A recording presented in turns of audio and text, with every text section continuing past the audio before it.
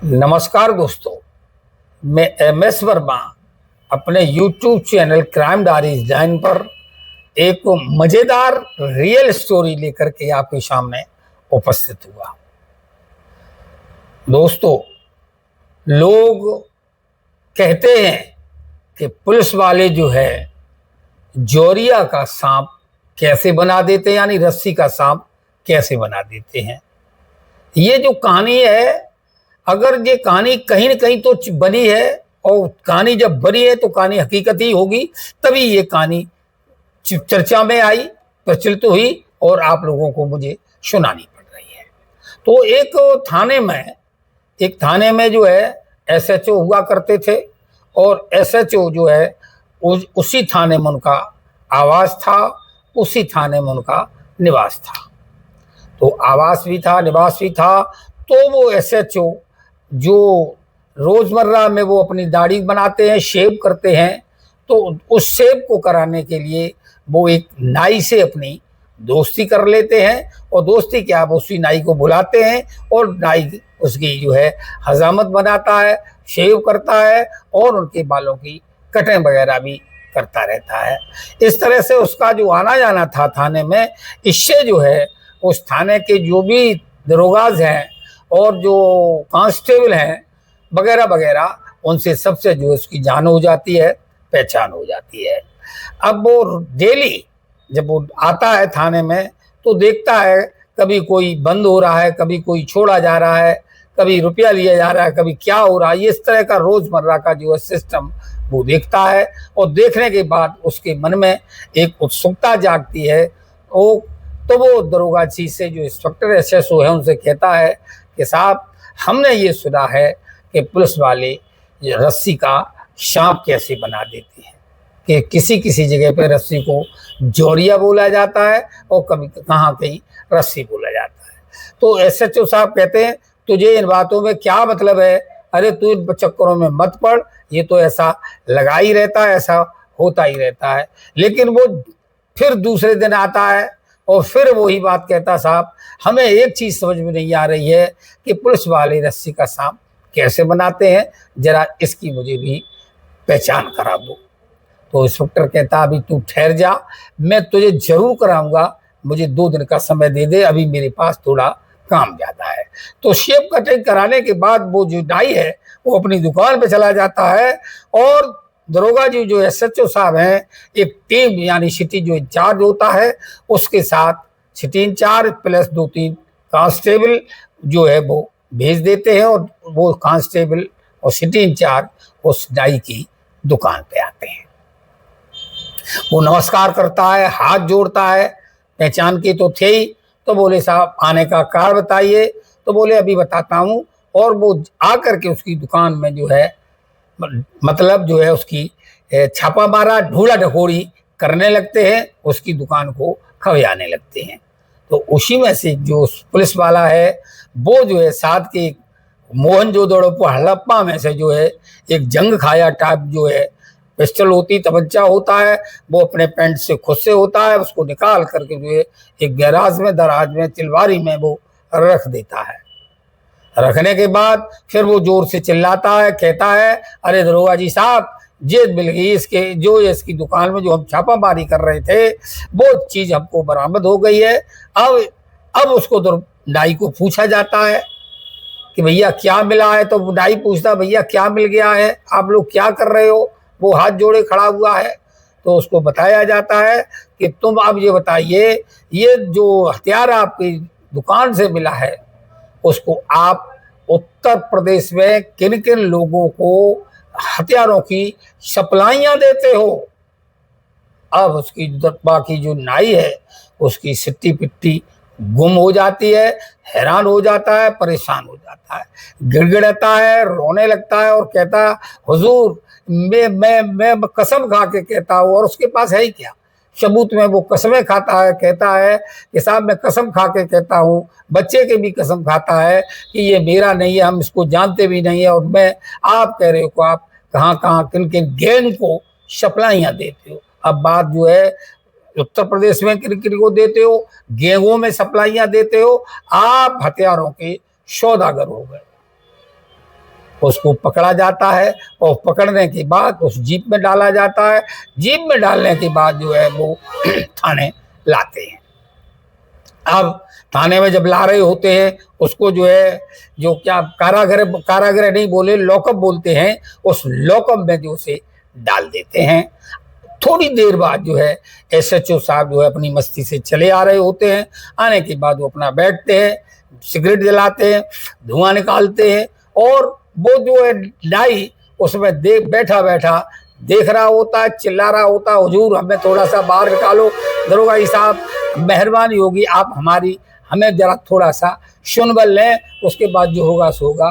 तो वो इंस्पेक्टर है, कहता भाई इसको निकालो बाहर और हम इससे बात करेंगे। आता है, पैर छूता है, वो कहते पैर मत छू, बात बताइए बात क्या है।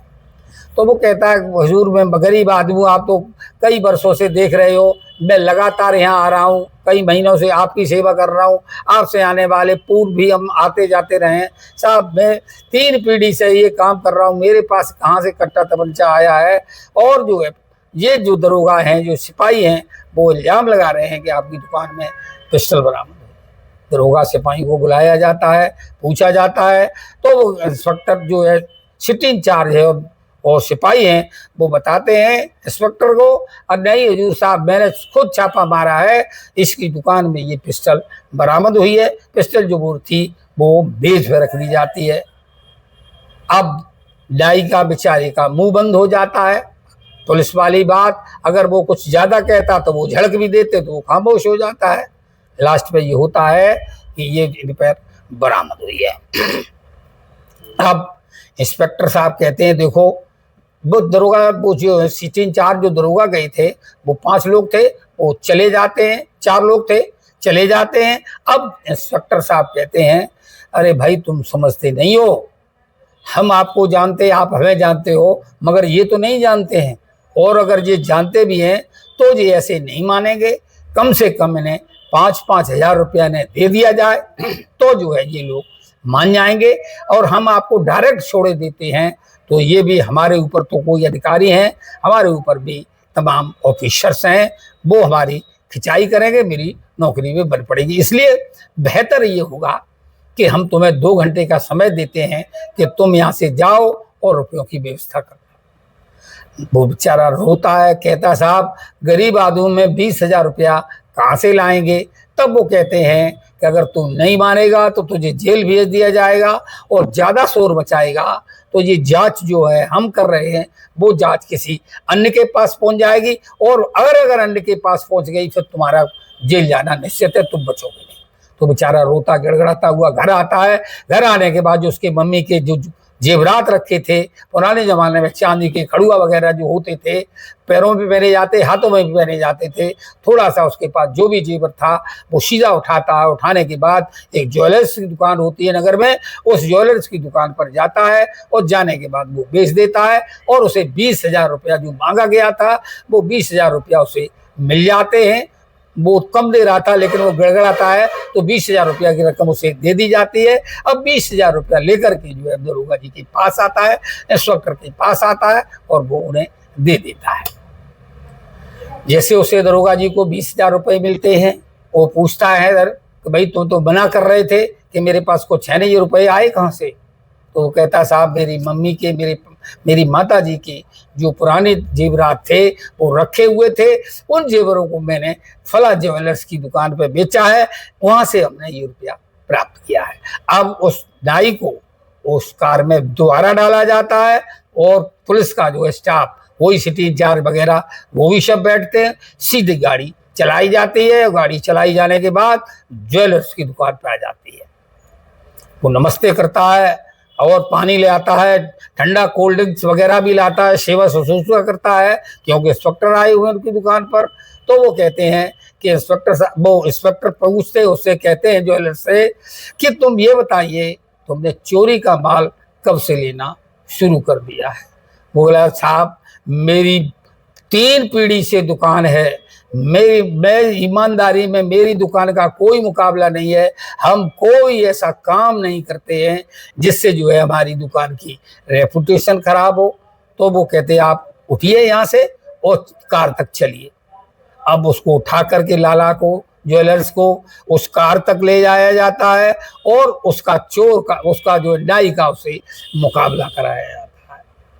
वो कहते हैं पुलिस वाले कि ये चोर पकड़ा गया है, इसने जो है कबूला है कि मैंने जो है जेवर जो है आपकी दुकान पर बेचे हैं। जैसे ही उस नाई को वो देखता है, उसके पैरों से जमीन सिसक जाती है, दूसरी भाषा में कहे तो पेशाब निकल जाती है। यार मैं तो बुरा फंसा। अब वो है कहता है कि चलिए साहब, इंस्पेक्टर कहते हैं आप चलिए, आप भी इसमें इसके घड़ी लगाओ और इसको भी ले चलो। थोड़ा रुआब दिखाते हैं, रुतबा दिखाते हैं, तो वो डर जाता है, सहम जाता है। और उसके बाद वो कहता है दरोगा जी साहब मेरी प्लीज एक कोने में एक बात सुन लीजिए। एक कोने में ले जाता है। कोने में ले जाने के बाद उसके कान में कुछ बात की जाती है और बात क्या की जाती है कि साहब इस मामला को ले दे करके यहीं रफा दफा कर लीजिए और बेमतलब में साहब हमारी भी बदनामी हो जाएगी, पत्रकार वगैरह आएंगे, मेरा नाम छपेगा, मेरी दुकान का नाम छपेगा, मैं कहीं का नहीं रहूंगा, मैं बर्बाद हो जाऊंगा। इंस्पेक्टर साहब कहते हैं ठीक है, मामला सेटलमेंट कर लिया जाता है। और मामला सेटलमेंट करने के बाद उसमें जो है 50,000 रुपया वो ज्वेलर्स दरोगा जी को देता है। 50,000 रुपया लेने के बाद उसको वहाँ छोड़ देते हैं। अब दरोगा जी बैठते हैं, पुलिस वाले बैठते हैं, सीधा फिर थाने में आते हैं। थाने में आ गए। थाने में आने के बाद उसको जो है नाई को उतारा जाता है। नाई को उतारे के बाद पहले हथकड़ी लगाई गई थी, अब उसकी हथकड़ी खोल दी जाती है। हथकड़ी खोलने के बाद उसको कार से सीधा उसे कुर्सी पर बैठाला जाता है और एसएचओ साहब भी कुर्सी पर बैठ जाते हैं। आमने सामने मेज पड़ी है, उसमें उधर साइड में वो नाई बैठा हुआ होता है। अब वो दरोगा जी कहते हैं तूने देखा? तो वो कहता था कि जौहरिया का सांप कैसे बनाया जाता है। वो कहा साहब अब मैं बिल्कुल देख लिया साहब, रोने लगता है, गिड़गिड़ाने लगता है कि साहब मैंने समझ गया। और दरोगा जी जो एसएचओ साहब थे, जो उसके 20,000 रुपया लिए थे, उसको जो 20,000 रुपया उसे दे दिया जाता है। और देने के बाद ये कहा जाता है अब ये जो कहानी है किसी को बताना मत। तूने बहुत हमसे कहा था कि पुलिस वाले जौहरिया का सांप कैसे बनाते हैं। तो दोस्तों ये कहानी एक कहानी नहीं है, ये उत्तर प्रदेश पुलिस की एक रियल स्टोरी है, पर्दे के पीछे की स्टोरी है। इसे स्टोरी के रूप में हमने आपको सुनाया, आपको बताया। इस कहानी सुनाने का मतलब किसी को हैरान, किसी को परेशान, किसी को बदनाम करना नहीं है। जागरूकता है तो आप जागरूक रहिए, होशियार रहिए। लेकिन इसमें से थोड़ी सी 2 लाइनें और हैं कि जाते जाते बता दूं कि जौहरिया का सांप अगर बन सकता है तो सांप का कभी कभी रस्सी भी बन जाती है। ऐसा ही एक मामला 2013 में निकल के आया था और 2023 में हुआ क्या था कि यहाँ जसवंत नगर में एक दरोगा रहा करते थे, उसका नाम हुआ करता था चिंतन कौशिक। चिंतन कौशिक दरोगा यहाँ रहते थे। उस जसवंत नगर में सिटी इंचार्ज था। उसने जसवंत नगर में एक सिंघम की अपनी वो बनाई थी इमेज और उसने भौकाल मचा रखा था। उसका ट्रांसफर हो जाता है। ट्रांसफर होने के बाद वो कानपुर में, उसका जो है कानपुर में जो जगह होती है औरैया में एक जगह होती है, वो उसका वहाँ ट्रांसफर हो जाता है। अब वो क्या करता है, औरैया में बांदा के एक सराफा कारोबारी जो आते हैं उसका नाम होता है मनीष सोनी। मनीष सोनी को तत्कालीन भोगनीपुर इंस्पेक्टर अजयपाल सिंह, दरोगा चिंतन कौशिक व हेड कांस्टेबल रमाशंकर ने अपनी प्राइवेट कार से उनको उस सराफा कारोबारी है उसको घेराबंदी कर ली और घेराबंदी करने के बाद 50 किलो उसकी चांदी लूट ली। जब 50 किलो उसकी चांदी लूटी, उस चांदी को जो है उन्होंने अपने घर में छुपा लिया, अपने उच्चाधिकारियों को नहीं बताया। वो जो है कारोबारी, लुटा पिटा कारोबारी, उस तत्कालीन औरैया एसएसपी हुआ करती थी चारू निगम। 8 तारीख की ये बात है। 9 तारीख की भोर सुबह चारू निगम को ये बात बताता है वो कारोबारी, और कारोबारी चारू निगम आदेश देते हैं, बल्कि वो स्वयं जाती हैं। और जाने के बाद उस दरोगा जो है चिंतन कौशिक के घर छापा मारा जाता है। एसएचओ के घर भी छापा मारा जाता है। जो चांदी लूटी गई थी, जो उसके रुपए लूटे गए थे, वो जो है दोस्तों प्राप्त कर ली जाती है। और जब वो प्राप्त कर लेते हैं तो ये गिड़गिड़ाते हैं। जो हेड का वो था एसएचओ, जो मैंने उनका नाम बताया अजयपाल सिंह, उसका 15 दिन में सीओ पर प्रमोशन होने वाला था। अब यहाँ क्या हुआ, जो सीओ का प्रमोशन होने वाला था, अब वो डिमोशन की तैयारी हो गई। जो हेड कांस्टेबल था उसको तत्कालीन चारू निगम में बर्खास्त कर दिया, और जो दरोगा बचे और जो स्टाफ बचा, एसएचओ बचे, उनको जो है एसपी बीबीजी डीपीएस मूर्ति सिंह होते हैं, उनको जो है ये लेटर लिखा गया। उन्होंने उच्चाधिकारियों को लेटर लिखा और उनको जो है तीनों लोगों को थाने से यानी पुलिस डिपार्टमेंट से बर्खास्त की कार्रवाई कर दी गई। जो जसवंत नगर में भौकाल मचाए था, जौहरिया का सांप बना रहा, और आज जो है वो जो है जेल की सलाखों में है। सलाखों के बाद वो सजा काट रहे हैं। दोस्तों, ईमानदारी का कोई मुकाबला नहीं है। ईमानदारी ही जो पूंजी है उसका नाम बरसों लिया जाता है, और जो बेईमान होता है कहते हैं कि जलजला ज्यादा होता है, उम्र थोड़ी होती है। आतताई का जलजला तो ज्यादा होता है, उम्र थोड़ी होती है। नमस्कार दोस्तों, ये कहानी कैसी लगी कमेंट में जरूर बताइएगा। नमस्कार, धन्यवाद।